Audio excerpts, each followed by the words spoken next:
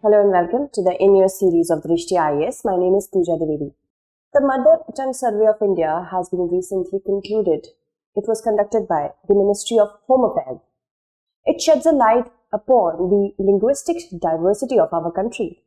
As India is so diverse, we need to preserve and conserve our cultural heritage. Linguism is one of the main prospects of that.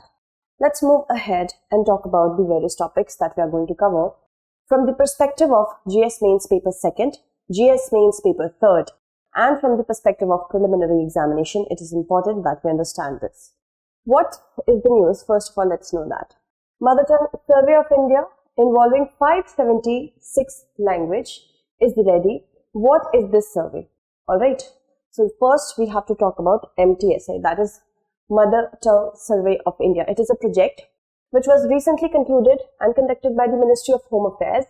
It basically envisions to survey the mother tongue, the mother tongue, which are returned consistently across 2 and more census decades. That means they have to reoccur because of the population census. This is also very important for us to understand.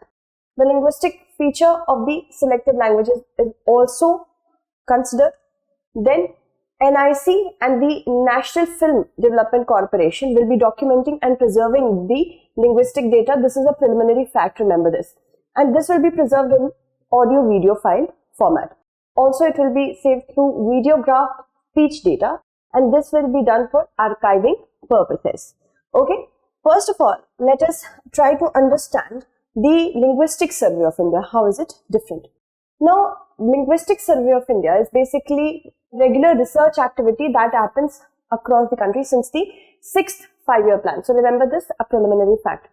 And it presents an updated linguistic scenario.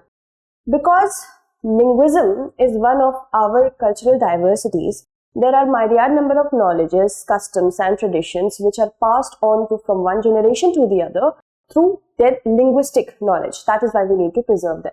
It provides necessary inputs to the social and educational planners across the state. So states, in order to make a policy, have to resort to this survey. Like Linguistic Survey of India, Jharkhand is final. LSI Himachal Pradesh is nearing completion, and the field work of LSI Tamil Nadu and Uttar Pradesh is going on. Now let's move ahead and talk about the significance of mother tongue.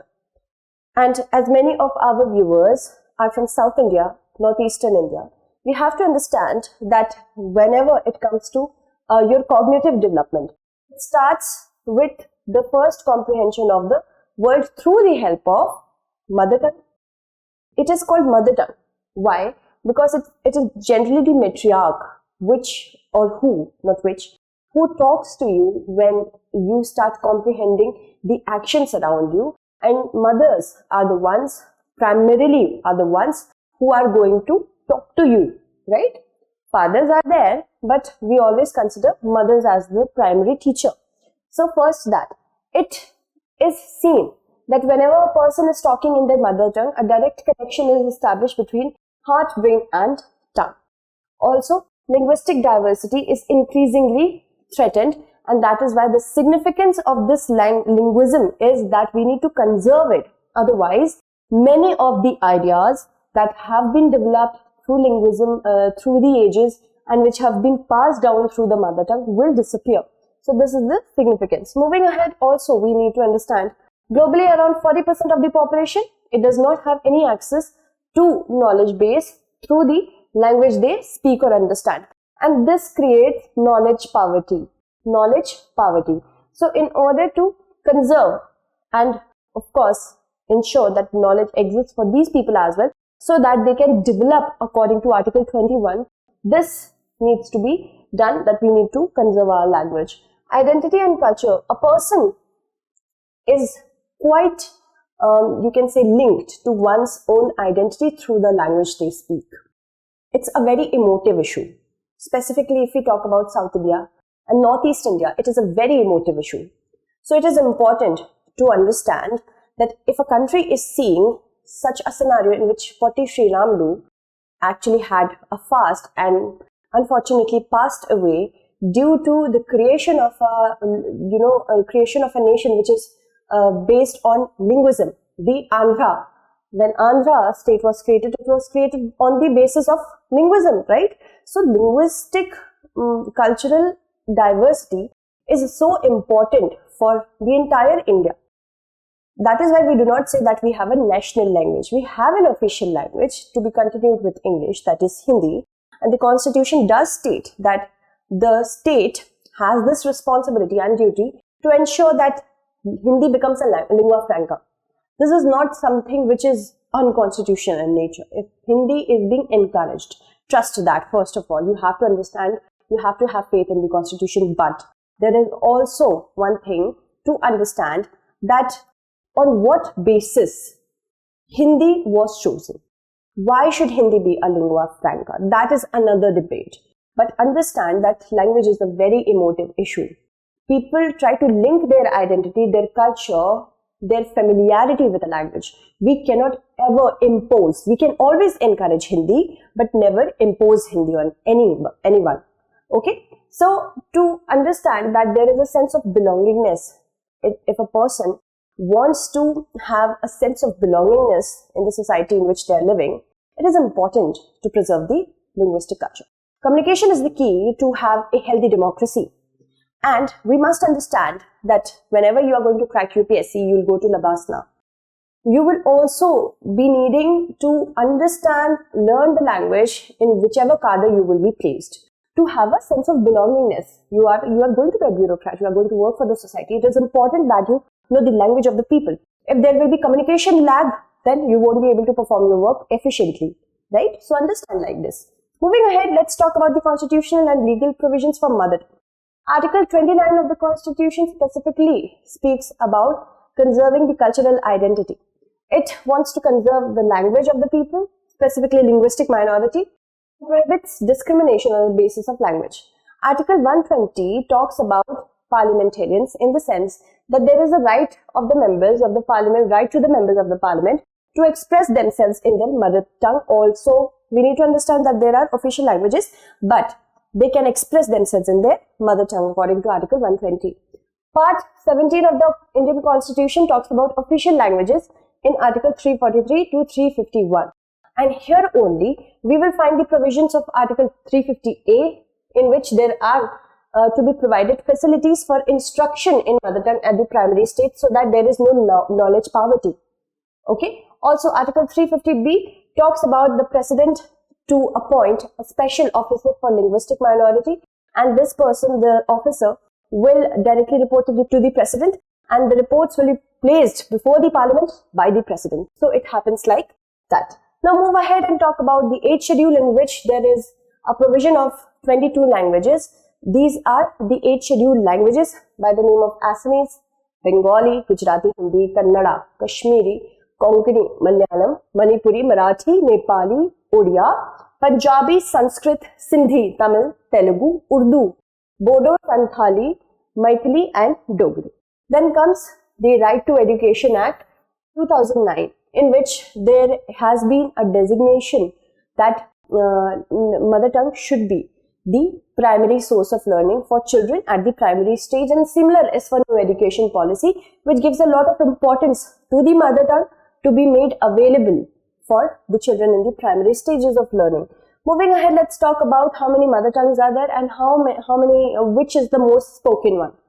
First, we have to understand that the 2000 linguistic census data says that there are more than 19,500 languages or dialects that are spoken in India as mother tongue. Mother tongue is a designation provided by the respondent.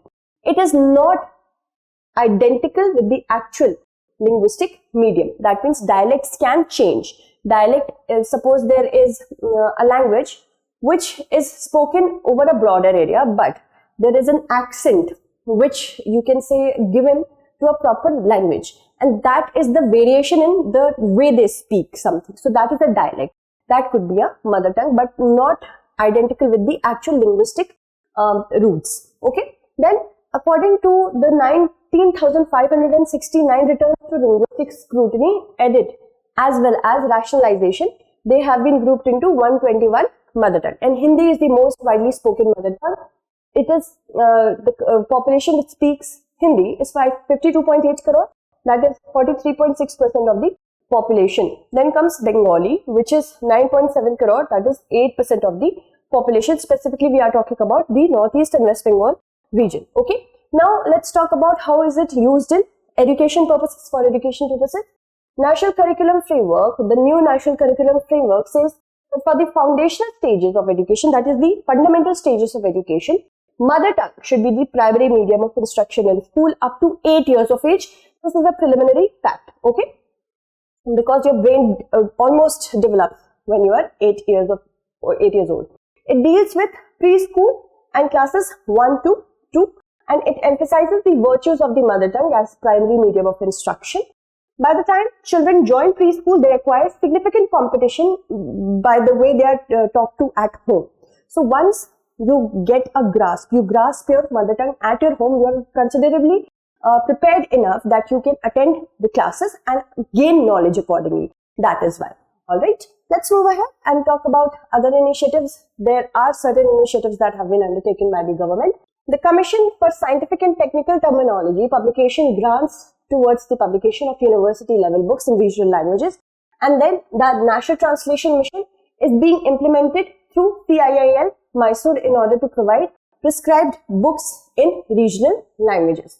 Protection and Preservation of Endangered Languages Scheme wants to preserve the mother tongue, the linguistic diversity.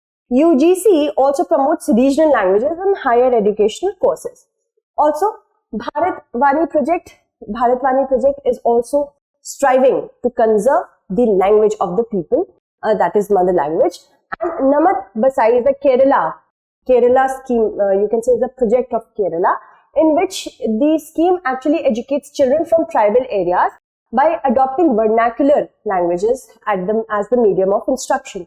Also, this is Google's project Navalekha. It uses technology to protect mother tongue, which provides articles in different mother tongue languages, in different linguistically diverse languages in India. Okay, let's move ahead and talk about our question for today. Which among the following was the theme for International Mother Language Day 2022? These are the given options. You can answer this. I will take the names of those who have answered it correctly. That's it. Thank you so much for watching.